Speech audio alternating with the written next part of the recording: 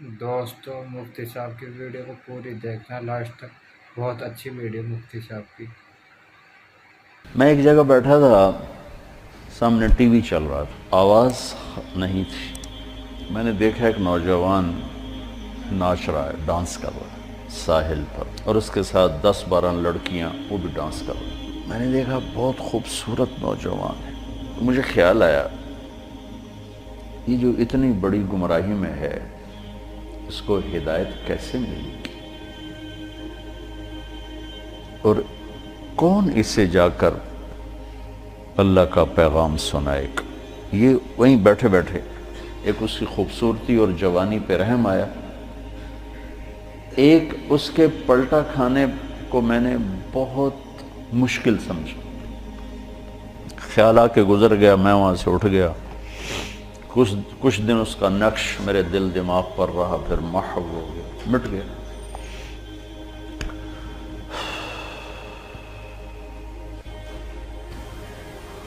کراچی کا اجتماع تھا ستمبر میں،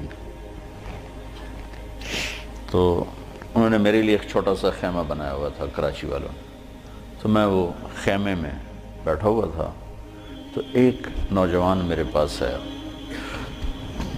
کہ جی پاکستان کا ایک مشہور گلوکار ہے، اس کا نام ہے جنید جمشید، میں آپ سے ملانا چاہتا ہوں۔ میں نے کہا کدھر ہے؟ کہ میرے ساتھ ہے۔ میں نے کہا تم کیسے جانتے ہو؟ کہ میرا کلاس فیلو تھا۔ میں نے کہا لے آؤ۔ تو وہ اس کو جب لے کر آیا تو اس نے چہرہ چھپایا ہوا تھا، مجمع کی وجہ سے شاید چہرہ پورا سے چھپایا ہوا۔ میرے سامنے آ کے بیٹھا اور یوں کھولا تو وہ وہی نوجوان جس کو میں نے اسکرین پر ناچتے دیکھا تھا۔ میں نے کہا آپ کا نام؟ کہا جی جنید جمشید۔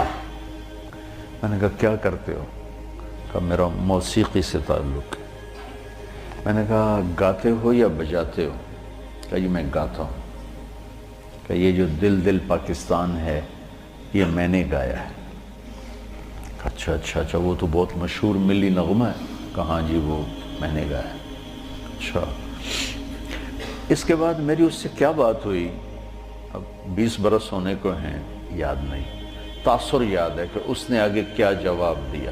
کہنے لگا میرا جی چاہ رہا ہے آپ بولتے رہیں اور میں سنتا رہوں۔ مجھے لگ رہا ہے جیسے کوئی میرے زخموں پہ مرہم رکھ رہا۔ میرا ایک اور دوست بھی ہے، میں چاہتا ہوں میں اس کو بھی لے کر آؤں، سلمان، وہ بھی آپ کی باتیں سنیں۔ پھر تھوڑی دیر بعد اس نے کہا میں ایک سوال کرتا ہوں۔ ایک پاکستانی نوجوان جس گلیمر کو، گلیمر کہتے ہیں رعنائی، عیاشی، دنیا کی موج میلہ، جس موج میلے کو ایک پاکستانی نوجوان خواب میں دیکھتا ہے، وہ مجھے حقیقت میں حاصل ہے، میرے پاس۔ لیکن اس کے باوجود میرے یہاں اندھیرا ہے۔ کیا یہ میرے یہاں اندھیرا ہے، یہ دل خالی ہے، مجھے یوں لگتا ہے میں وہ کشتی ہوں جس کا کوئی ساحل نہیں، جس کا کوئی گھاٹ نہیں، بے منزل مسافر ہوں۔ اچھا، بے منزل مسافر ہوں، یہ ایسا کیوں ہے؟ میری تو ہر خواہش پوری۔ میں نے کہا اللہ تعالیٰ نے انسان کو 2 چیزوں سے بنایا ہے، ایک جسم ہے، ایک روح ہے، ان دونوں کی ضروریات الگ الگ ہیں۔ جس کی ضرورت پوری نہیں ہوگی وہ فریاد کرے گا۔ جسم کو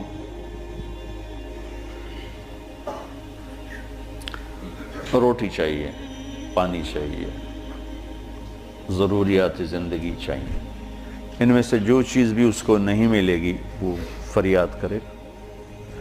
روح نہ عورت کو جانتی ہے، نہ روٹی کو جانتی ہے، نہ پانی کو جانتی ہے، نہ موسیقی کو جانتی ہے۔ روح ایک اللہ کا امر ہے جو صرف اللہ کو جانتا ہے، اسے اللہ چاہیے، اسے اللہ کا رسول چاہیے۔ تو جسم کو روٹی نہ ملے تو وہ پریشان ہوتا ہے، روح کو جب اللہ اس کا رسول کا تعلق نہیں ملتا تو وہ پریشان ہوتی ہے، پھر وہ پریشانی ویرانی بن کر جسم پہ طاری ہوتی ہے۔ پھر ہم اس کو دور کرنے کے لیے اس سے اور بڑی عیاشی میں جاتے ہیں کہ شاید ابھی کچھ کمی ہے، وہاں اس کی بھوک اور بڑھتی ہے، وہ اور فریاد کرتی ہے، پھر ہم اس سے بڑی عیاشی میں جاتے ہیں، پھر اس کی بھوک اور بڑھتی وہ اور فریاد کرتی ہے. اس قسم کا مضمون تھا. اس وقت ذرا تفصیل سے تھا خلاصہ یہ.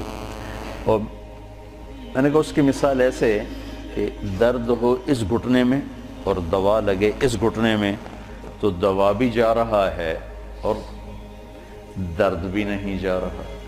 دوا لگ رہا ہے درد نہیں جا رہا. کیوں؟ جہاں درد ہے وہاں دوا نہیں، جہاں دوا لگ رہا ہے وہاں درد کوئی نہیں، تو آرام کیسے آئے گا؟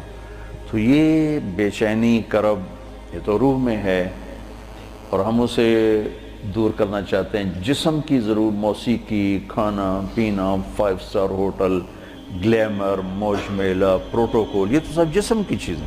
روح کو ان سے کیا سروکار؟ لیکن جس دن اسے غذا ملے گی ایک دم منزل بھی ملے گی، راستہ بھی نظر آئے گا، ساحل بھی نظر آئے گا، گھاٹ بھی نظر آئے گا اور منزل مقصود کا بھی پتہ چل جائے گا. تو یہ ہماری پہلی ملاقات تھی اور میں نے غالباً کہا کہ آپ کچھ تبلیغ میں جانا شروع کریں، 3 دن لگانا شروع کریں.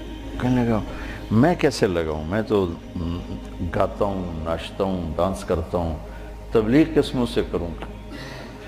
کعبہ کس منہ سے جاؤ گے غالب، شرم تم کو مگر نہیں آتی. میں نے کہا یہ تو دوا ہے. تو پہلے دن دوا کھانے سے آرام آتا ہے؟ مسلسل دوا کھاتے کھاتے کھاتے بیماری دبنا شروع ہوتی ہے اور اللہ تعالیٰ اسے ٹھیک کر دیتا ہے. یہ دوا ہے، تم شروع کرو. اس کو سوچو مت کہ میں ناچ رہا ہوں، گا رہا ہوں. چل ٹھیک. کوئی قبولیت کی گھڑی تھی اس نوجوان کی، اس نے 3 دن شروع کر دی. یہ جمشید اس کا کلاس فیلو تھا. یہ اس کو سب سے پہلے سلام دعا، یہ تبلیغ میں لگا تو اس کو اپنے اس کا خیال ہے، اس کو ملنا شروع کیا. پھر ایک جگہ پر آ کر وہ رک گیا، آگے نہیں لے جا پا رہا. تو اللہ نے اس میں مجھے ذریعہ بنایا، مجھے ڈالا.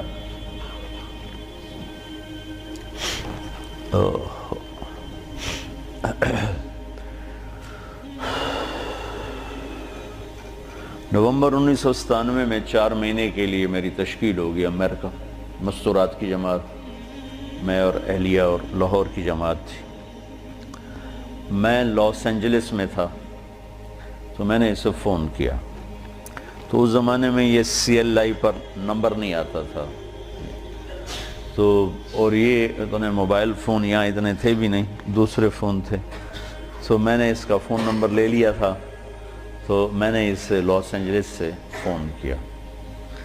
کہنے لگا آپ کہاں سے بول رہے ہیں؟ میں نے کہا میں امریکہ میں ہوں، لاس اینجلس میں. کہنے لگا نہیں، میں کہا وہیں سے ہوں. کہا قسم اٹھائیں، قسم اٹھائیں. میں نے کہا چھوٹی سی بات پہ کیسے قسم اٹھاؤں؟ کہا نہیں یہ بہت بڑی بات ہے. میں نے کہا کیوں؟ اب میں ساری دنیا پھرتا ہوں، کبھی اپنی بیوی کو فون نہیں کیا، اب مجھے فون کیسے کر رہے ہیں؟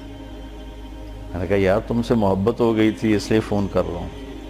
بس اس ایک فون نے نا اس کے دل میں میری محبت ڈالی. میں جب یہ حج پہ جاتا ہوں میرا 60-70 ہزار روپیہ صرف فون کا بل ہوتا ہے. 3000 تقریباً ریال میرا ہر سفر میں 15-20 دن میں میرا فون کا ہوتا ہے کہ میں ایسے فون کرتا رہتا ہوں. وہاں کا فون وہ ہزاروں بیانوں سے بڑھ کر ہوتا ہے. بیان تو ایک چھوٹی سی چیز ہے. مولانا صاحب رحمۃ اللہ علیہ فرمایا کرتے تھے کہ تبلیغ میں بیان کا اتنا ہی حصہ ہے جتنا جسم میں زبان کا.